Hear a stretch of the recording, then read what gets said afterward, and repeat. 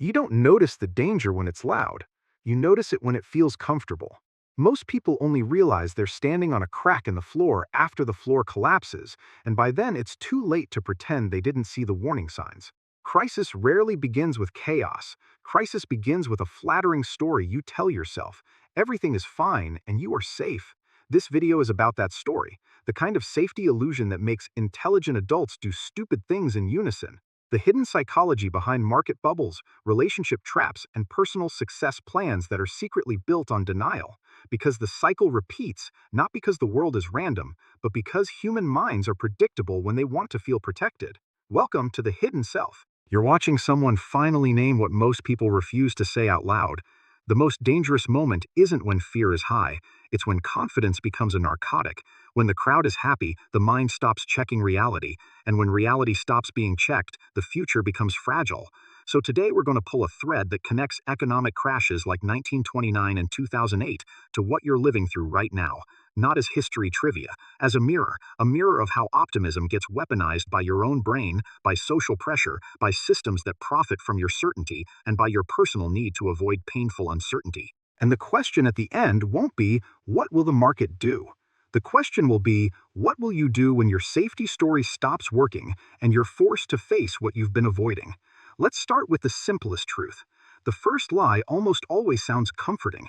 People think crisis begins with instability. The way they say it is always dramatic. Then everything fell apart. No one could predict it. It came out of nowhere. That language is a protective blanket. It lets you stay innocent in your own collapse. But if you look closely, most major crises begin earlier, during the time nobody feels worried. They begin inside the fantasy of stability. The moment you think, with your whole chest, that things will continue the way they've been going. The moment caution feels unnecessary, embarrassing, or even childish.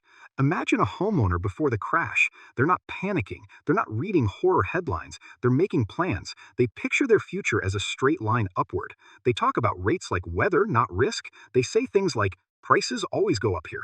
They say it the way people say, it won't happen to me. And why do they say that? Because deep down they want to believe it. Not because they've done careful analysis, but because believing feels like safety. Their body relaxes. Their mind stops scanning for danger. They start spending like they've already arrived. Now multiply that feeling by millions of people.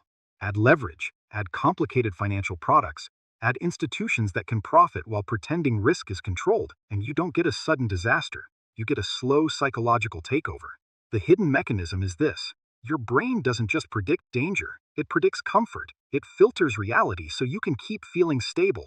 When the environment rewards the illusion becomes identity. It turns into who you are. If you've ever been in a relationship where everything looked great on social media but felt unstable in private, you understand the pattern. The public story is the safety story. The internal reality is the crack you ignore. Then one day the mismatch becomes impossible to hide, and everyone pretends they didn't see it. Economic crises are the same mismatch at a national scale. Safety is performed, not proven. Confidence is displayed, not earned. And when the performance stops working, people react like addicts withdrawing from denial. Here's the uncomfortable part. The people who get hit hardest are often the people who were most convinced they were safe, because they didn't prepare for instability. They prepared for continuity. They didn't ask, what if this changes? They asked, how can I increase exposure before the train moves faster? That is what the safety illusion does. It creates action without awareness, and action without awareness is how you turn normal life into a trap. Cycles don't require prophecy. They only require psychology. A lot of people think crises are random. Then they start searching for a villain. Bad leaders, greedy banks, corrupt politicians, mysterious external shocks. Those things can matter, sure, but the repeating pattern suggests something harsher and more useful. The psychology is doing the heavy lifting. Human beings are not designed to tolerate ambiguity for long. When the future is unclear, we feel discomfort, so we invent certainty. We borrow certainty from the crowd. We borrow certainty from charts.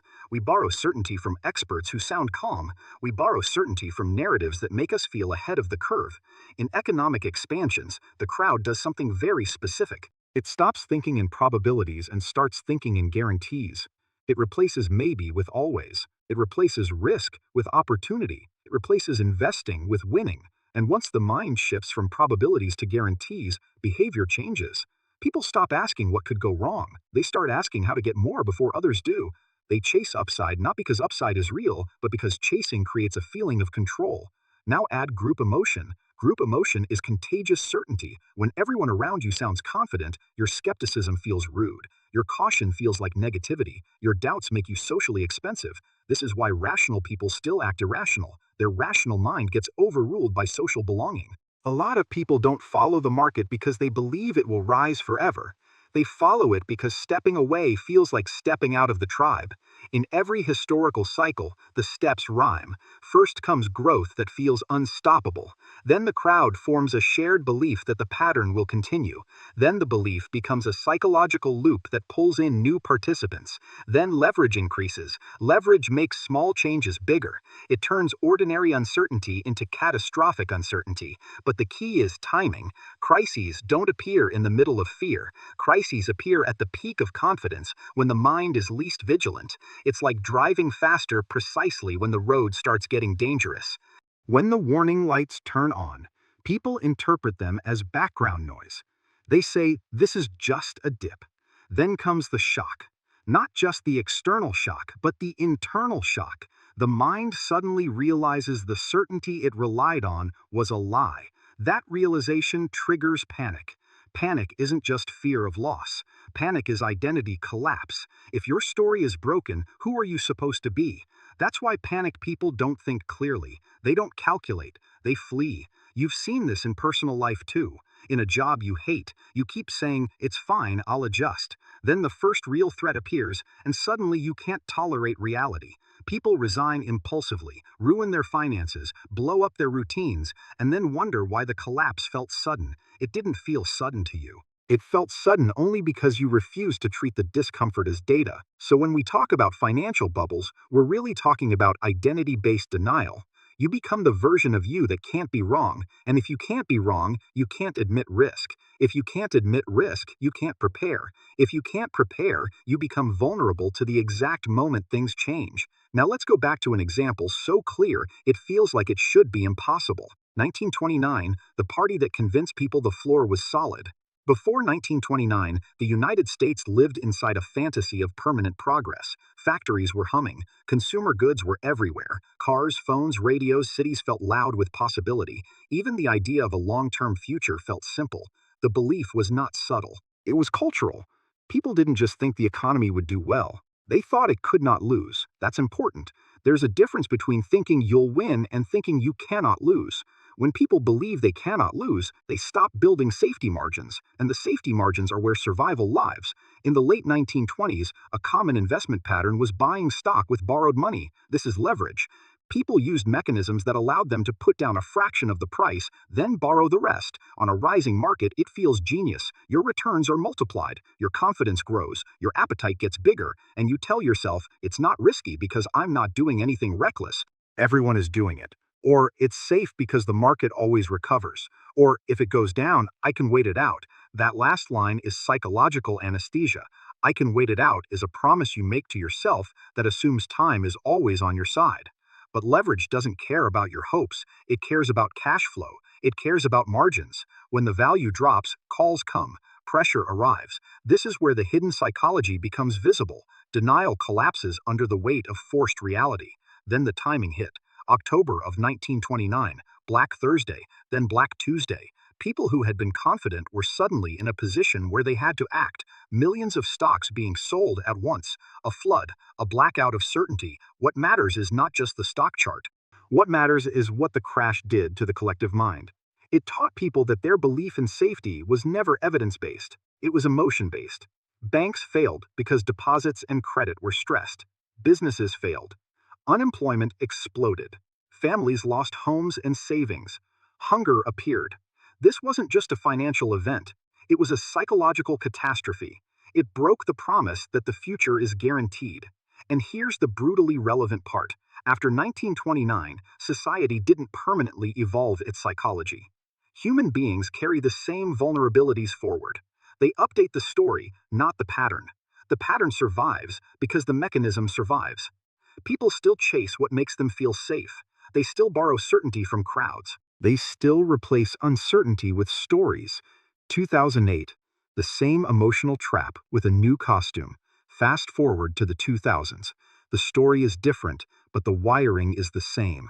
Globalization, technology hype, cheap money, investors flooded in, and again, the mind goes into comfort mode. In this era, the safety illusion was housing.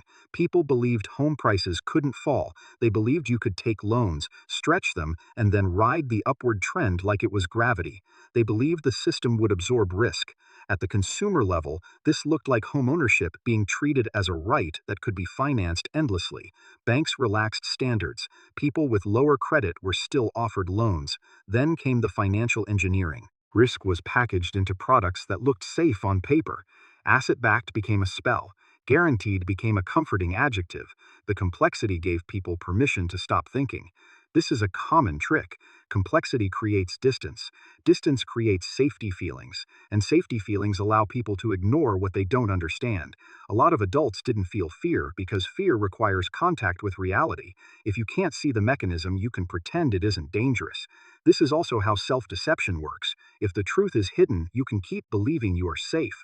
When the bubble began to deflate, the denial couldn't hold. Home prices stopped climbing. Then they fell. Loans that were risky revealed themselves. Default spread. Financial institutions held toxic assets. Credit froze. And again, the shock wasn't just economic, it was psychological. It crushed the belief that safety products were truly safe. It crushed the identity of people who had invested under the assumption that the future was engineered in their favor. What happened after that was familiar. Governments injected massive funds, and policy tools like quantitative easing were used to keep the economic heart beating. The system survived, but not without damage. Jobs disappeared, families lost homes, trust broke, and here is the uncomfortable comparison you need to hear. 1929 and 2008 are not separate species, they are siblings. One bubble was driven by stocks and leverage, the other by housing and leverage. Both were fueled by the same psychological ingredients: overconfidence, borrowed money, social proof, complex products that hide risk, and a crowd belief that the future is stable. Once you see the pattern, you can't unsee it. You start noticing the same ingredients in modern life, not just finance. You start noticing it in your spending habits, in your relationship decisions, in how people talk about the next revolution as if revolutions are guaranteed. Now let's bring it to 2026, because that's where your life is. The new bubble, technology, and the myth of irreversible progress. Today, the costume is different. It's AI, it's startups, it's innovation. It's the feeling that we are living through an unstoppable upgrade of reality. People are not investing in factories anymore. They're investing in narratives. The narrative says progress is automatic. The narrative says technology will fix problems that used to require politics, patience, and long-term stability. The narrative says this time is different, and some of that is true. Technology changes things. Some startups genuinely create value. Some breakthroughs are real. But the safety illusion doesn't care if the technology is real. The safety illusion is about belief intensity. When people stop asking what can go wrong and start asking how fast can we scale, then you have the same psychological pivot that existed in 1929 and 2008. The moment belief becomes certainty, risk becomes invisible. The moment caution becomes socially expensive, reality becomes optional. In the tech world, there is an additional accelerant. The internet makes hype permanent. It never sleeps. Every day brings a new success story, a new fundraising round, a new prototype, a new unicorn announcement. Your brain consumes it like food. Then your brain starts assuming it's the full diet, not just the highlight reel. This is where the crowd can become a machine for false safety. Influencers, founders, investors, and even ordinary observers perform confidence. They say the things you want to hear because their attention depends on it. They build an atmosphere where doubt is treated like weakness. And if you've ever tried to be cautious while others celebrated, you already know the social penalty. You feel awkward, you feel behind, you feel like you're missing out on something everyone else can see. So the mind does what minds do. It adapts to belonging. It reinterprets risk as opportunity. It reinterprets uncertainty as temporary noise. It reinterprets overexposure as confidence. Then leverage enters through the back door. Not always as mortgages. Sometimes it's student debt. Sometimes it's consumer debt on credit cards. Sometimes it's investing in speculative assets while assuming you can always recover. Sometimes it's quitting stability to bet on a startup that may or may not exist in 2 years. Different instrument, same behavior, putting your future on a bet you can't afford to lose. And here's the part most people refuse to face because it sounds too harsh. Many modern bets are not based on analysis, they're based on emotional starvation. People feel trapped in their current life, then they gamble for relief. They call it investing, they call it ambition, they call it innovation. But underneath, it can be desperation wearing a smart outfit. When people are emotionally hungry, they seek safety stories that promise escape. Now let's connect this to the broader economic atmosphere after the pandemic, because that is also shaping how you think. The post-pandemic illusion, recovery as proof of permanence. After the pandemic disruption, many markets recovered fast. Some stocks hit new highs. Some real estate markets warmed up again. There's a general vibe of return to normal, and normal feels like safety, but a fast recovery can trick you psychologically. It teaches your nervous system the wrong lesson. It teaches you that uncertainty is temporary and that stability always returns on schedule. Recovery is not the same as stability. Recovery is often the system's way of clearing shock and then continuing under different pressure points. Meanwhile, other risks accumulate quietly. Inflation dynamics, public debt, inequality, and fragile credit conditions can be building while the headline is "everything is great." Debt is like a hidden injury. You can walk on it for a while, then you suddenly notice you can't bear weight. The injury doesn't announce itself as an explosion, it announces itself as limitation. And social mood can be the same. The public mood says, "We're back." Your private mood might still be numb. You might still be anxious, but you override it with the group narrative. Then, when interest rates shift, when policy changes, when funding dries up, the bubble's assumptions break. The safety story stops working. This is what makes bubbles feel cruel. They don't just lose money, they destroy certainty. They break the mind's promise that you can predict tomorrow if you just believe hard enough. Now, you might be thinking, okay, but how does this apply to me personally? It applies through your habits of denial, the hidden self's relationship with safety illusions. Your hidden self is the part of you that wants to avoid pain. It avoids pain by avoiding uncertainty. It avoids uncertainty by adopting narratives that soothe you. This can look like finance decisions, but it also looks like relationships and identity. In relationships, the safety illusion sounds like this: if I ignore the problem, it will resolve. Or, if they really loved me, they wouldn't do that. Or, we're fine, because our good days are good. The truth is that good days don't cancel bad patterns. Repetition does. Safety illusions in love create a loop. You want connection, so you interpret